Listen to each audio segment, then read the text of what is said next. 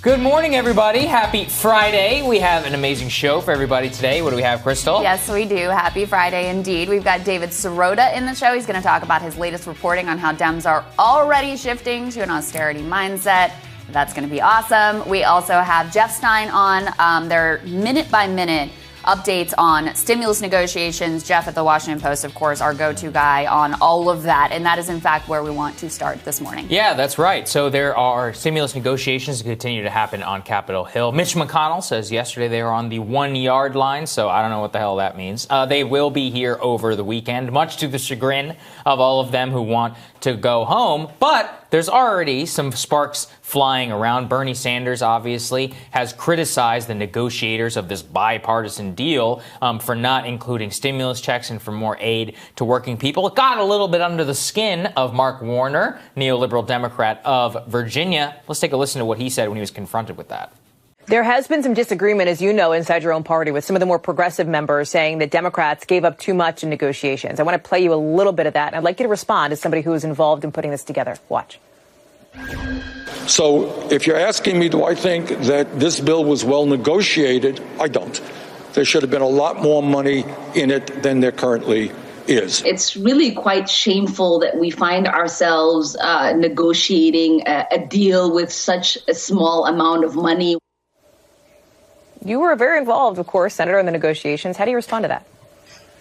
I say these are folks who've never negotiated any deal that I think has ever been successful. I mean, we're dealing with a Senate that is still, unfortunately, controlled by the Republicans. We still have Donald Trump as president, controlling 2/3, in a sense, of the federal government, the executive and the Senate.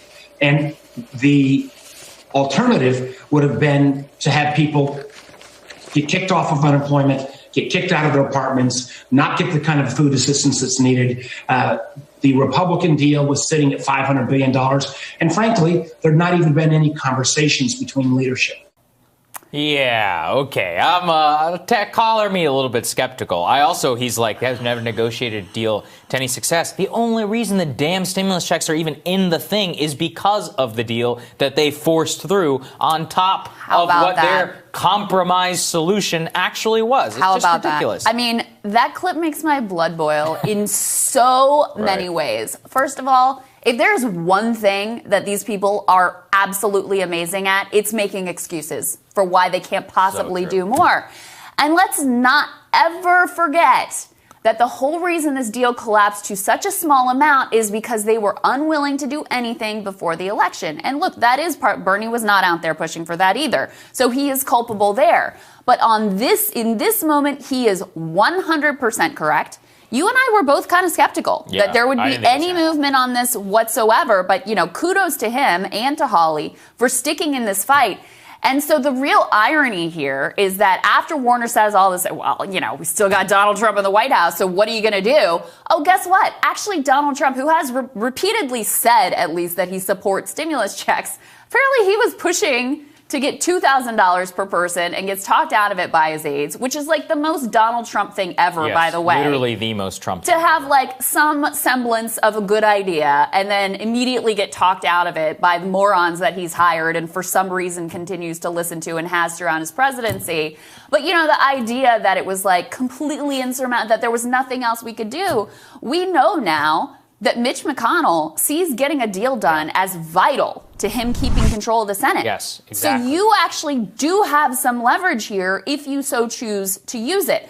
There was another moment, I think later in the day, maybe after this story broke about how Trump actually initially had wanted $2,000 stimulus checks. Warner went on then Fox Business with Neil Cavuto, and he was like, Bernie Sanders and Donald Trump support it, so it must be a bad idea. What? Like, no! Imagine having that childish of a mind that you're like, someone I don't like supports it, so it must be a terrible idea. It's all just excuse making because at heart, he is a corporatist. He is a deficit hawk. He believes in this austerity mindset. And so that is the real opposition to all of this. It's not that he couldn't have negotiated for more. It's not that there weren't leverage points, as has been demonstrated this week. He didn't want to do more. I did not know about what he said, the Bernie and Trump thing. That is the definition of owning yourself in order to try and own Trump. And first of all, also, who are these aides that talked him out of it? Because line them up, folks. I mean, who the hell are these people? Exactly the ones who torched his presidency and are the ones who are now torching everybody's. They were pleading with him, according to Stein's reporting. We'll talk with him more about this. Like, please, you're going to blow up the deal. You're going to blow up. Yeah, fine, blow it up. Blow it up for more money for people. Right. Okay, good. Put every Republican on the spot. You really want to win Georgia? This is how you do it. But these people will never, ever learn. They always try and find some idiocracy, middle ground, $600 checks and all of that. Which is only, we should always say, a middle ground here. Yeah. Anywhere else, this is not a middle ground. This world. is like a ridiculously radical solution to only give people $600 over the past 6 months, $100 a month. Yeah. That's what you're offering. That's what we're supposed to be like so grateful for. Wow, amazing. Thank you. You guys are our heroes and saviors. The free market capitalist nation of Britain is like lol, literally sitting there and laughing at all of us. And meanwhile, this is another thing they should be laughing at us about. This is what Republicans are pushing for on Capitol Hill. So some lawmakers want to exclude people who are receiving $100 a week in state unemployment benefits from qualifying for federal supplemental aid. I mean, this is so insane. It's like, God forbid that somebody make an extra $100 a week who is on unemployment. That's actually less than the original $600 amount. But I'm beginning to put my mind around where this all is. And I've talked to a lot of these people. I said, what the hell are these people thinking? Yeah. This is what it is. They don't want to fund what they call blue state lockdowns. That's what, at its core, they believe that by paying people more to stay on unemployment, they are suppressing the labor market and they are keeping and funding the ability of Democratic governors in order to keep their cities and states locked down. But obviously, that's not what's happening because these states, governors, blue cities, etc., are shutting down despite the fact that they're bankrupt.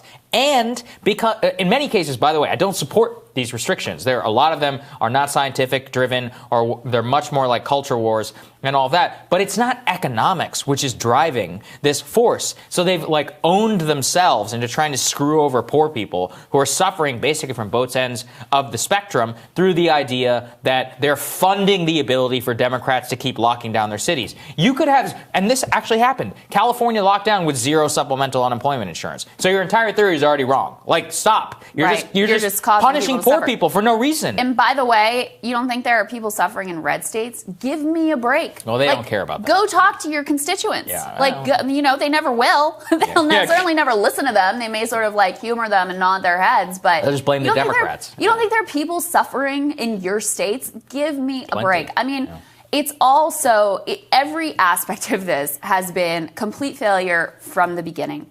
From the first CARES Act, which had some good stuff, but only for a short time, gave corporations all of the socialism and all the guarantee that they possibly could need to get through this perfectly fine.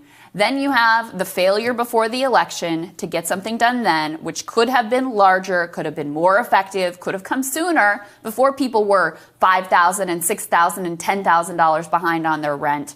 Now we come to this, and these people make so many excuses for why they cannot just give people the money and the support that they need and that is wildly popular in the country. One of the people who's been a good actor on this, Josh Hawley, we've highlighted a lot here, he says that he will go to the Senate floor today to ask for an up or down vote on his bill to provide a direct payment of $1,200 to working Americans, $2,400 for couples, $500 for kids. This is the COVID relief working families need. This is not a controversial position. And actually, if it did come to a vote on the floor of the Senate, it would likely pass. It would be but they'll never let it come to a vote. And that's exact, because every Democrat would probably go along with it. You would have Hawley, and I think you would get a couple other Republicans potentially to go along with it. That's enough. Marco would vote for it. That's enough to pass, but that's exactly why they'll never bring it to the floor. No, they're going to screw it up with some unanimous consent objection. This is what they always do. They don't want to take the real votes because they know it's popular, and then they'll get clobbered for it. So they just con themselves into passing $600 extra. And, you know, Bernie and Hawley, I want to give them credit, too. Like, they even scored a victory, and they were like, nope, we're fighting for $1,200. They're like, we're going to put all of you on the spot, and they are hated for it. They hate them so much. Look at Mark Warner. Look at the scorn of Bernie. And if you think that's just Warner, no. That's like every member for all of them. Of the Democratic caucus feels that way about Bernie right now, McConnell and them are fuming about Hawley. They're like, can't he just shut up? We threw him his checks and all of that. No. This is how they think. And it's important to see that there are at least some people who are doing something. At least in this instance, it's very heartening to see. Yeah. So we're going to have Jeff Stein on the show. He'll have minute-by-minute update and tell us where things are. Looks like these negotiations are going to go into the weekend. I mean, bottom line is they're going to have something that's going to pass ultimately. Looks like McConnell has determined that they need this in order to try to hold on to the Senate with these Georgia races. Will it be everything that we want? Of course not. But major kudos to Bernie and Hawley, at least for fighting for the best that's possible out of this bad deal. That's right. All right, we're going to tell you what's on our radars. That's next.